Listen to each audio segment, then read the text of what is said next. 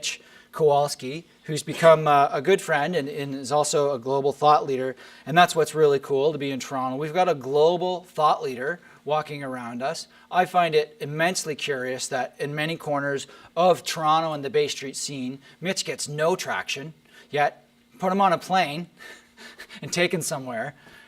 He's a rock star. And that just goes to show that an expert is just someone who is a long way from home.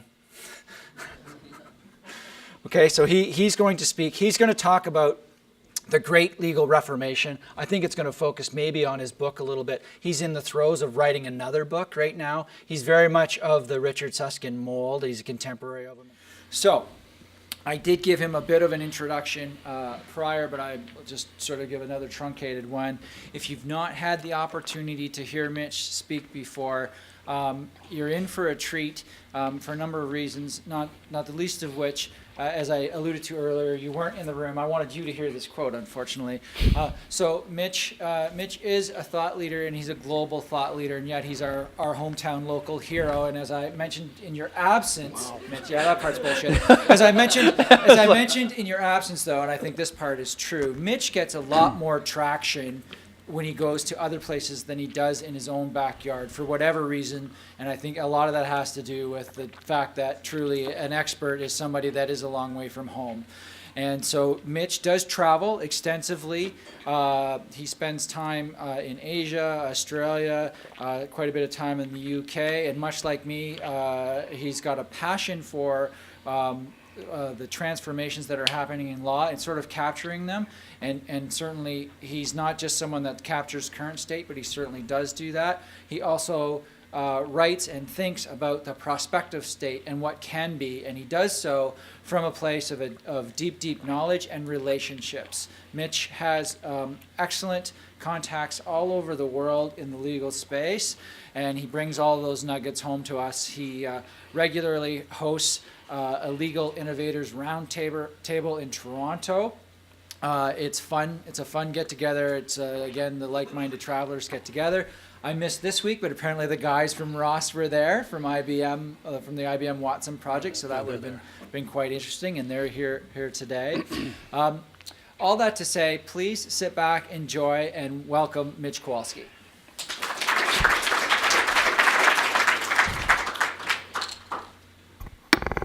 Thanks, Jason.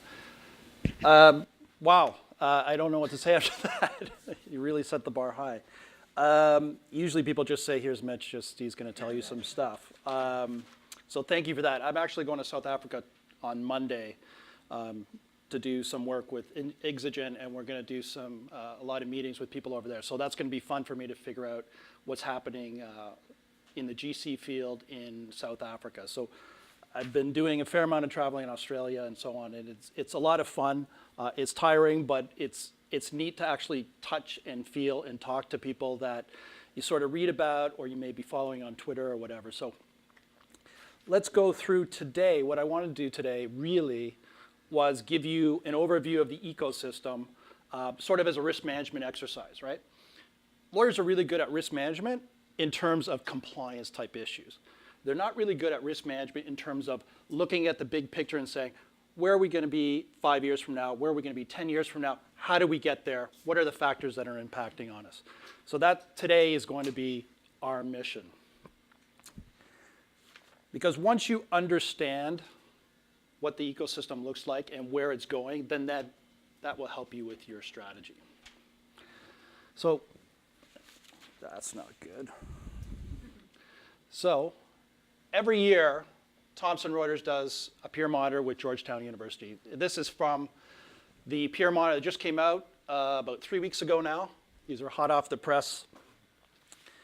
This will give you an idea of growth and demand. This is US numbers. We have no data in Canada. I've been begging someone to give us Canadian data. It doesn't exist. So all we can do is look at the US, kind of extrapolate from anecdotal evidence that we have here, and you can see where things are going, or rather not really going. You can see the big dip, obviously, in the bad days, pretty anemic comeback. So if you're looking for law to be making a roaring comeback, doesn't appear to be the case. By practice area, You can see real estate, strong third there. That's my home.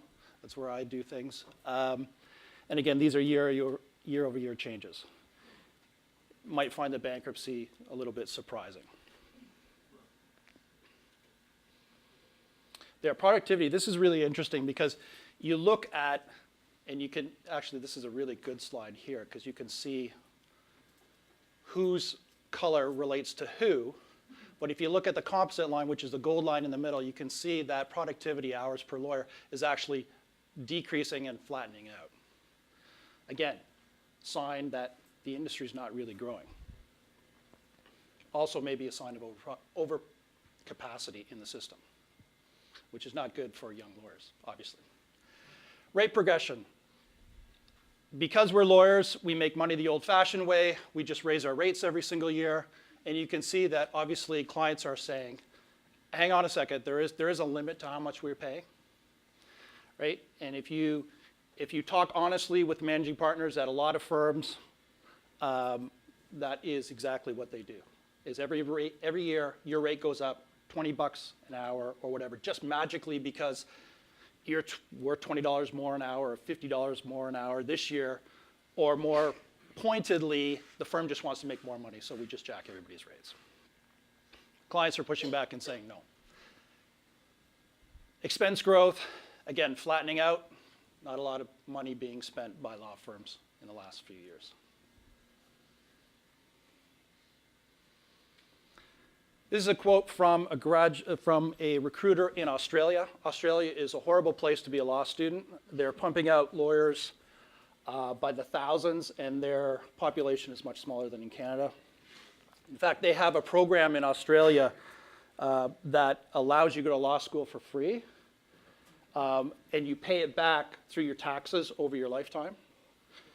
And there's a threshold. So the incentive is actually go to law school because there's no downside.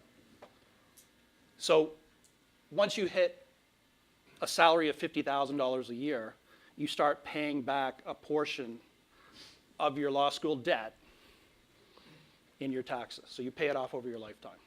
But you don't have to pay it until you hit that threshold. So if you never hit $50,000 a year, you never have to pay it back, so it's no loss. So they have a really bad glut of lawyers in Australia.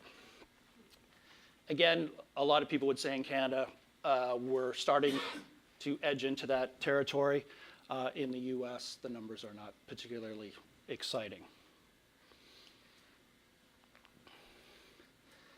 Now, we saw the overcapacity issue. We saw the growth issue, growth being dead. We see that law students are having a tough time around the world. This is a slide.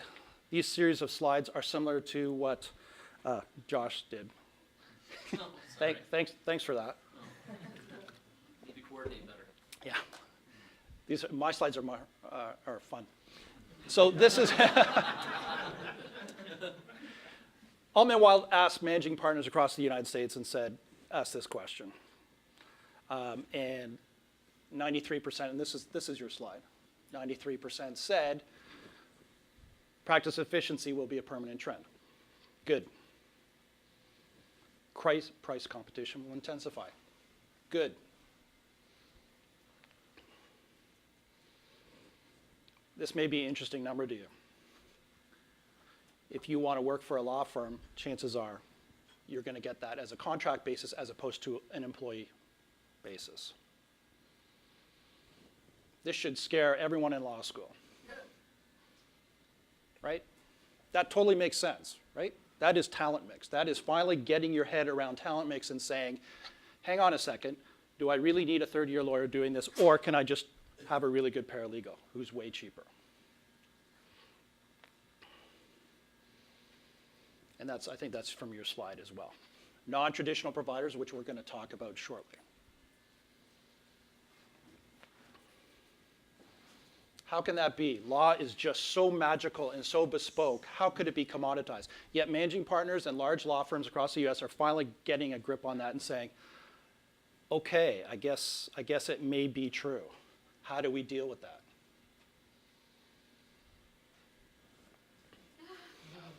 Ouch. I was at a talk with the managing partner of Norton Rose in Calgary in November. And I was quite happy because he sat on the panel and he said, you have a 1 in 10 chance of being a partner at my firm. I'm going to be flat out, I'm going to tell you, it was at the University of Calgary Law School. He was flat out honest about it.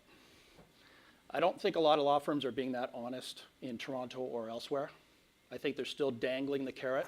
But you can see, in the US they're saying that, and Norton Rose is saying that, and I think that's the reality. You have to get your heads around, if you're a young associate at a major law firm, your chance of being partner may be approaching 0. Keep that in mind when you're selecting your careers. And just when you thought law firms were forever, we had this happen last year, right? You see the black, the morning color. Anybody here from Feeney and Blakey, or was? Okay, one. Well, you can see that large national law firms can fail without too much problem. The question is, do we have law firms that are now partnerships, true partnerships, or just a bunch of eyes sharing office space? Are they more loyal to themselves or to partners? Is there a failure in a lot of firms, and Heenan Blakey being one, to institutionalize your clients, to have them sticky to the firm and not leave when 2 or 3 partners leave? All of these problems suggest to me that the legal model for law firms across the world is at the end of its natural life cycle. Served us really well. We've had a really good ride. It's time for something new. It's showing signs of distress. These things don't happen in a healthy model.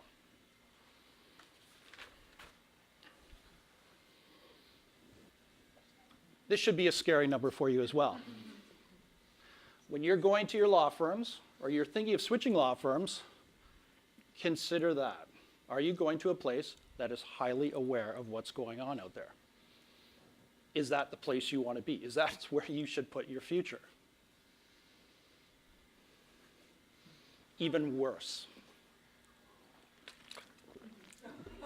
Ken will probably tell you stories of some of the law firms that he's at. I mean, even at Seyfarth, there's a learning curve. They're much further ahead than most of the firms there.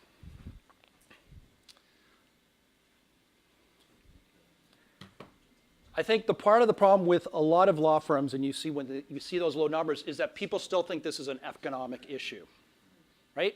It's all about the economy. But I don't believe that it's really the economy that has caused these changes. It's merely accelerated them, right?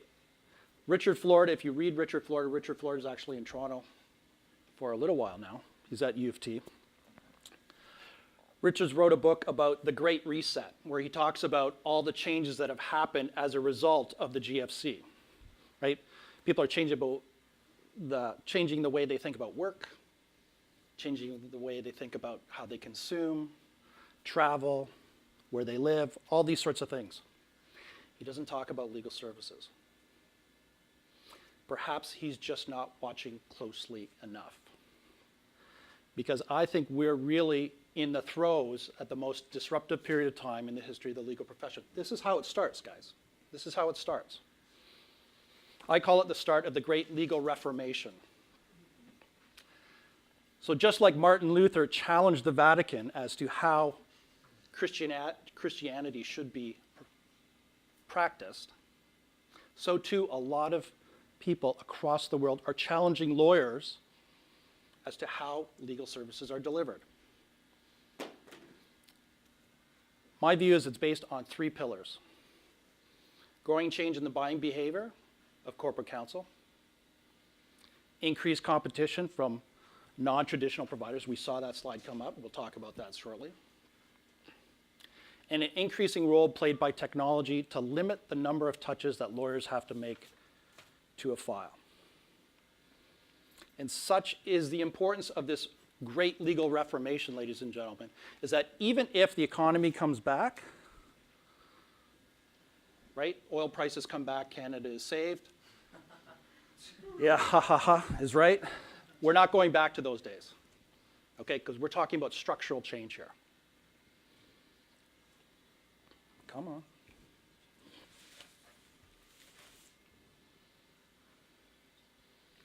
Let's talk about number one. Let's talk about general counsel, change in their buying behavior.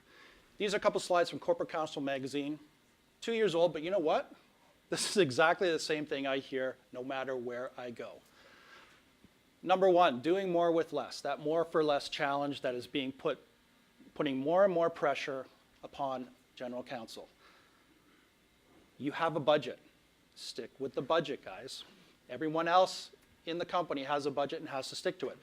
Why is legal so special? People are starting to question that. Cost of outside counsel, strong force. Ouch. Which of the following would you like to improve? Strategic partnership. We're going to talk a little bit about that as well. But if you look at this slide, look at this slide. I've been looking at these slides for a while now, and I can't find the slide that says we're concerned about quality legal services. They're not concerned about quality legal services at all. So the lawyers are doing a good job in terms of pure law. And that's how lawyers tend to compete, right? I'm the best real estate lawyer.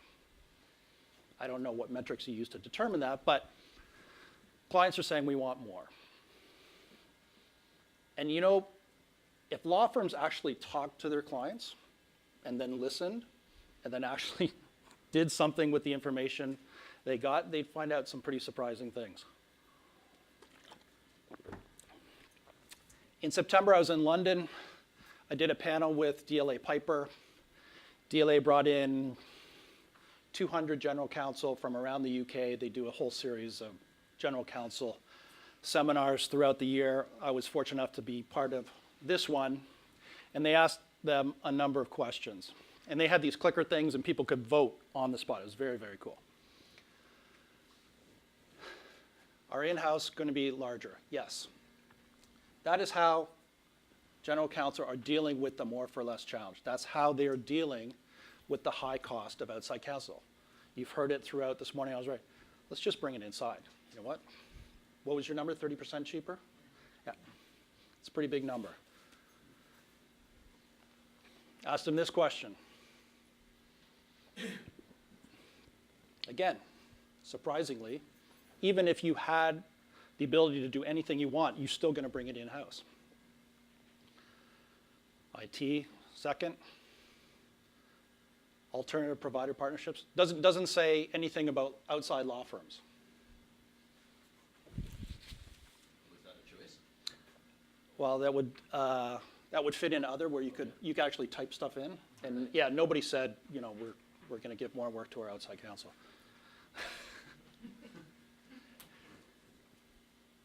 There. Even a major increase, law firms are third. Even if you had money, where would you prefer to do it? Hybrid services is some kind of partnership aspect with some provider, not necessarily a law firm. Contract lawyers, again, a big number. This is what the market is telling you if you're a lawyer. These are what your clients are talking about. And when you think about the fact that general counsel are growing in number, and they're going to continue to grow as we saw, it means they have more clout. They're dealing with more legal spend than ever before. They're in a position to really recreate the marketplace if they really could get their act together, and some of them are doing that. It's said that there are 200 general counsel in the US that control the entire legal marketplace. You think maybe they know each other, maybe they hang out together, play golf, go to movies, whatever? Probably a good chunk of them. How long before they finally really band together as a group and say, let's really control the market, let's tell the marketplace what we want?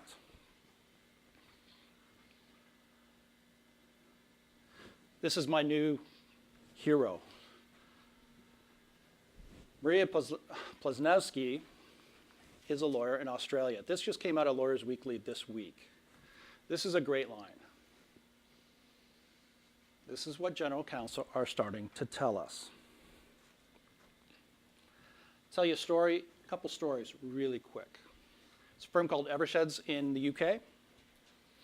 They do work for a company called Tyco. Tyco, major global player across the world. Tyco's Europe brought in a new GC about 5 or 6 years ago. He's now gone on to E&Y in the UK. He was astounded at the way his legal department was operating. They had 200 outside counsel. Nobody knew what was going on at any particular time, on any particular file. Everyone was just running around. They were driving themselves crazy. Their legal spend was out of control, and they didn't have any control. Said, stop the madness.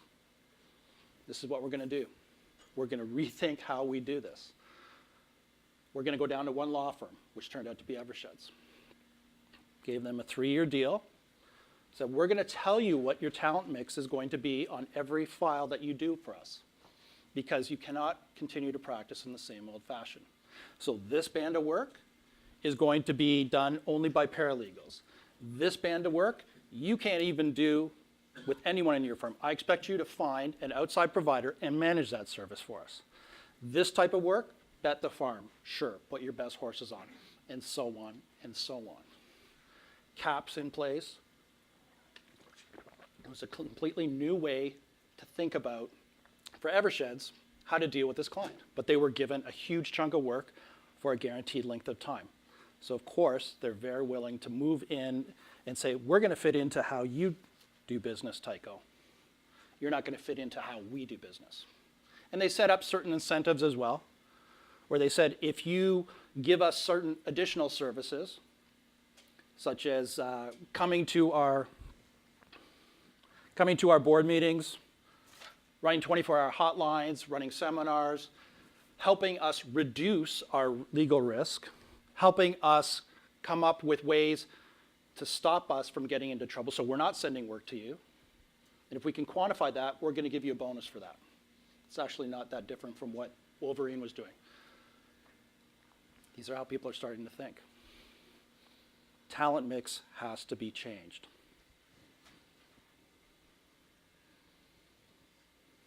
There we go. DLA asked this question as well. This should also be a pretty frightening number for a lot of law firms. Who are these alternative providers that we're talking about? Well, Pangea 3, LPOs being the most obvious one. Pangea 3 is owned by Thomson Reuters. I find it very interesting that Thomson Reuters is a legal information service company that has now become a legal solutions company. It sells stuff to us as lawyers and also takes work out of our mouths. It's an interesting dynamic, but good for them. They figured out the talent mix aspect. They said, we'll set up hundreds of lawyers in India to do big batches of work, right? Due diligence assignments, contract management, and the like. As that work starts to dry up, as technology takes away some of that work, and it is starting to take work away from Pangea 3, that they have less documents to review now. Now they're starting to move up the food chain and say, okay, how can we manage or marry people with technology and with process improvement to provide a product to general counsel that they're going to give us even more work as we move up the food chain. If you look at somebody like Axiom, I think you talked about Axiom sometime this morning. Axiom is the unlaw firm law firm. It's not a law firm, but it does a lot of work in the legal field. It's disaggregated what is actual legal work and doing everything else. Implementing technology and process, as I think Josh's slide and everybody else has mentioned about this new secret bank, which I think is HSBC, that's my view. I could be wrong. Because I know HSBC is looking very highly into process and technology to replace a lot of the work that its outside counsel is doing. Don't quote me on that, because I don't know for sure, but that would be my guess. They're creating unique client experiences. Unique client experiences.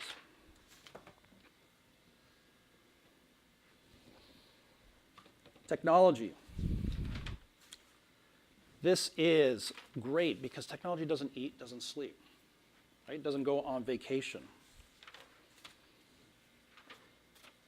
My view is that the biggest threat to a lot of lawyers around the world is some girl in her basement playing Call of Duty right now, who thinks of law as nothing but code. If this, then that. If that, then this. And if you think about it, a lot of what we do as lawyers can be codified. Michigan State University Law School has the Reinvent Law program. There are some students in the room. Are they? Put your hands up. There you go. So you guys can tell us what we do, but you're focusing on design training, you're focusing on tech skills, focusing on entrepreneurial skills. Because Dan wants you guys to be the lawyers of the future, building lawyers to move into these alternative providers. We know other schools around the US are sort of playing with this as well. Georgetown has its Iron Tech competitions. Northeastern University has New Law. Stanford has legal informatics. The University of Miami has Law Without Walls.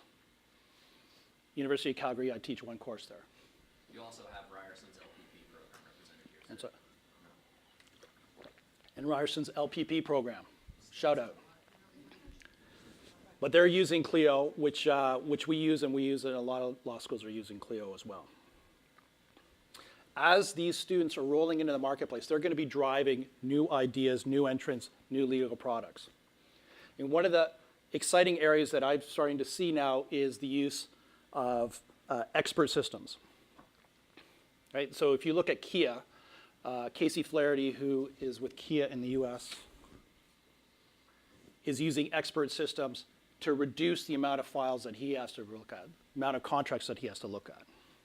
His business people can just fill out the documentation, and he knows it'll be right as long as they fill out the right things.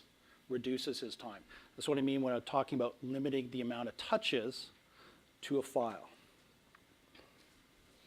You want to see the new face of law? Bam. Kathleen Hennessy. I don't know, were you guys there? Is Kathleen there when at Michigan State when you guys were there? No. She graduated, I think, 2 years ago now. She's created innovative risk analysis software, and she did this while she was at MSU, which reduces the need for internal legal counsel to review social media advertising claims.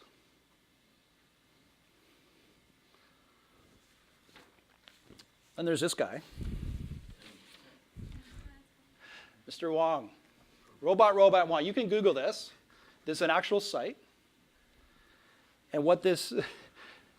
There's a joke in my book that's somewhat tangentially based on what he's done. The joke is, what's the law firm of the future going to look like? It's going to be a dog, it's going to be a lawyer, it's going to be a computer. Lawyer's job is to feed the dog. Dog's job is to keep the lawyer away from the computer. Not far off. Not far off. It's about maximum computer power and the appropriate human power, melding the two together. Computers by themselves and people by themselves can only go so far. You put them together, that's where the magic happens. Each has its, best attributes. I don't know if you've seen these guys walking around.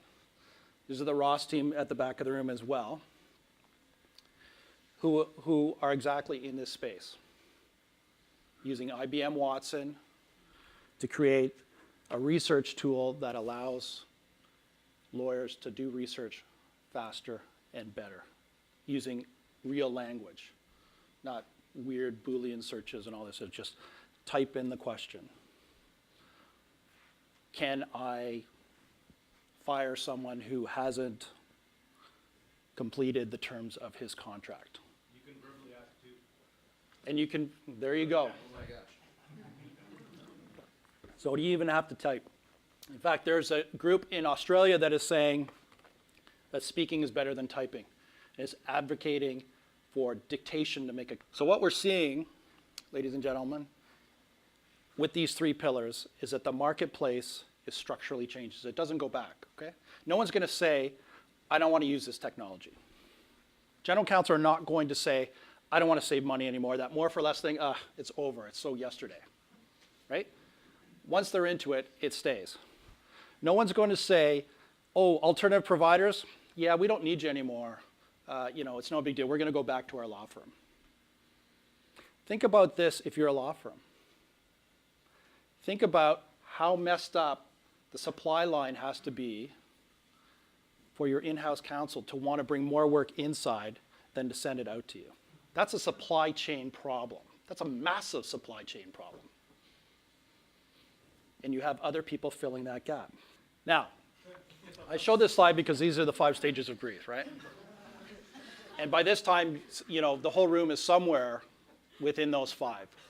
There are always people who are going to deny that this is happening. And typically, that breaks out generationally. I think when I talk to law firms, and I don't talk to law firms anymore because they don't listen and they're not interested, and they just see me as a bit of a carnival act. So, we got 2 hours to fill in our retreat, so let's bring in the guy with the weird book. So, I'll be completely honest, that's exactly what happens. But, so those are deniers, the people at the end of their career. They're saying, you know what, I can push this for another 10 years, so I'm good. Don't ask me to invest, right? The problem with partnership, right, is that it's money out of your pocket. Right? We're not going to talk about ABS, but that's something to think about.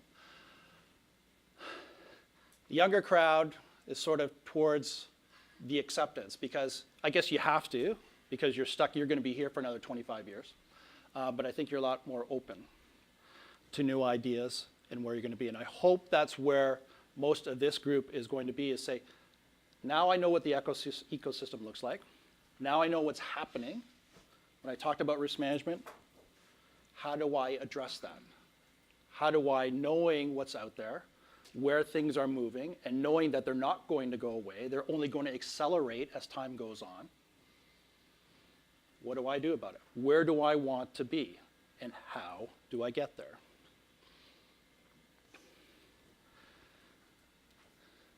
So I put this together. I think this is fundamental to be a successful law firm in 2025, even now, actually. What's competitive advantage? It's very simple. It's doing the same thing as your competitors, but doing it in a completely different way. Right? So you're all practicing law, but you're going to practice law or you're going to deliver your legal service in a completely different way. You're going to create unique client experiences. Why would a client go to your firm versus someone else? Why does someone go to Seyfarth? There's lots of reasons why you go to Seyfarth. Howard Schultz is the CEO of Starbucks. He wrote a book called It's Not About the Coffee. And you know what? It's not about being a great lawyer anymore. You have to do more. Quality is table stakes. It gets you in the door. It might get you to, in front of the panel to present and say, please pick me out of the 5 firms you're looking at, but you better have a whole lot more. And Ken would have told you about Seyfarth. I can tell you about Riverview Law. Riverview Law is in the UK. Riverview is an ABS, alternative business structure there. Been around for only 3 years. They're quite open about what they do and what they don't do. They look for long-term contracts with blue chip clients. And they do a certain band of work, all the middle tier work that traditionally would have gone to law firms. Contract management work, generic employment work. They bolt on technology and process. They provide a very unique client experience for their clients. They track all the data they can possibly track. They look at this client and say, what helps you? Yeah, we're doing the legal work. That's great. But what else can we do, given all the data we're collecting and how deeply we're now involved with your business, because they have client teams that only service these clients. So they are in constant contact with these clients. What else? What makes your life better? Or, you know what, we've got this data and we've noticed that this office is always having the same problem come up. We think you have a training issue there. Do you want us to help with it, or do you want to deal with that directly? We noticed that this contract is being downloaded 50 times, but it's actually only been used twice. What's happening there? Is there something that we need to assist with? Oh, let's do it again. If, and so on. So, unique client experience. 2, invest heavily in technology and process improvement. That will help you with that client experience. This always gets people upset. This is talent mix. That's all it is. Right? If you look at a review law, you'll see that they have a band of lawyers who do lawyer stuff, and then they have a whole bunch of business people who are doing tech stuff, process stuff, quality control stuff, client relation stuff. If you go to Slater and Gordon, which is in Australia, Slater and Gordon was the first IPO law firm. They're a consumer-facing firm, right? So they do family law, they do real estate law, they do employment law, they do personal injury law. They do the same thing. They break everything down into teams. The lawyers only do the lawyer stuff. Everything else is handed off to everyone else who can be skilled up to do that. Why do they do that? Well, first of all, it's a better idea. It reduces their costs, but also makes them more efficient. Also allows the lawyers to do more work. Right? You can do more files if you're not dealing with all the mundane tasks of the file. You can just deal with the stuff that you actually went to law school with, which is helping people. That's what they do. Client-facing non-lawyers. Again, this is just absolute satanic for most law firms. It's my client. You don't talk to my client. I don't care who you are, but I'm the only person that talks to this client because I'm the only one who has the special relationship. When you start creating unique client experiences, allowing more people to have contact with the client, you'll find out more information about your clients. You'll find out what's really bothering them, what the pain points are. And if you fix them, they become more sticky. They become more institutionalized. We talked about that with Heenan. None of those clients at Heenan were institutionalized. If they were, Heenan would still be around. If you institutionalize your clients, they come for the experience. If the lawyer that they really like goes across the street, they don't get that experience anymore. Are they going to leave? Probably not. Good question is, does that make your lawyers more sticky? Right? If you're creating a unique client experience that lawyer cannot offer to her clients, how able is she to leave your firm? Not very. And I've heard comments about a certain firm from Chicago that starts with an S that they have, Cypher, where lawyers have said, we came because of the technology and the process. That's why we came. We like that offering. And there has been some grudging admission that we may not be able to leave now because this is so great, because we can't get this at any other firm. Have they found the magic bullet? I don't know. This is also the key. We saw this at Slater's and Gordon's. You see this at Riverview Law. It's a team approach. It's not the lawyers lording over everyone else. Everybody has a place in the process. Everybody is just as important. I really see that, like, you know, the egalitarian aspect of it is you have certain skills, I have certain skills. I can't do the law stuff, but you can't do the process stuff. So we're all on the same page. That's going to become more and more important. There you are again. So if you think about it simply, PPT, not PowerPoint, but people, process, technology. You put that together in the right mix, that will be the key to the future for a successful law firm. I stole this, and if you guys can get me a better slide than this, that would be great. This is the MSU reinvent law stuff. This is how you redesign law schools, right? This is one You know some people who teach there now. Yeah. I had to like take a picture of this, and that's why it's crappy, and then sort of size it up. But law schools, again, are going to have to rethink how they do things given what's happened in the marketplace, right? That's one way to do it. I ask that you all think like this. These are gold. These words are gold from Alvin Toffler. Okay? Law is going to continually change. The way legal services are delivered are going to continue to change over the rest of our lives. Deal with it. Okay? Learn, unlearn, relearn. Put your client at the center and figure out what's useful for them. Break out of the silos. Do not consider the fact that you went to law school means you're more important than anyone else on your team. And that's it. Thank you.